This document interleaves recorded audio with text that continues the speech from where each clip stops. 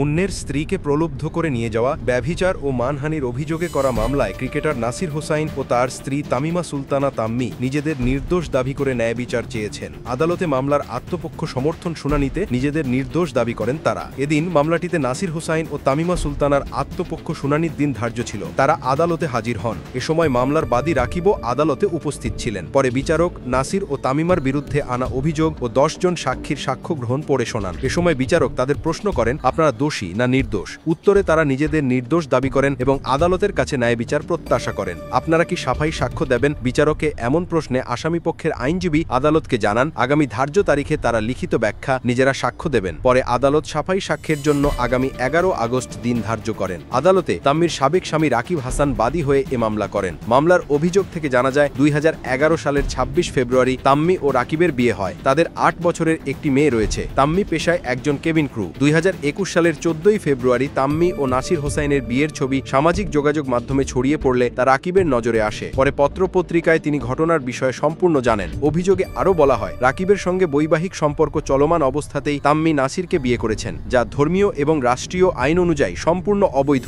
তাম্মিকে প্রলুব্ধ করে নিজের কাছে নিয়ে গেছেন নাসির। তাম্মি ও নাসিরের এমন অনৈতিক ও অবৈধ সম্পর্কের কারণে রাকিব ও তার 8 বছর বয়সী কন্যা মারাত্মকভাবে মানসিক বিপর্যস্ত হয়েছেন। আসামিদের এমন কার্যকলাপে রাকিবের চরমভাবে মানহানি হয়েছে, যা তার জন্য অপূরণীয় ক্ষতি। 2022 সালের 9 ফেব্রুয়ারি ক্রিকেটার নাসির হোসাইন ও তার স্ত্রী তামিমা সুলতানা তাম্মির বিরুদ্ধে অভিযোগ গঠনের মাধ্যমে বিচার শুরুর আদেশ দেন। তবে নাসিরের শাশুড়ি সুমি আক্তারকে মামলা থেকে অব্যাহতি দেওয়া হয়।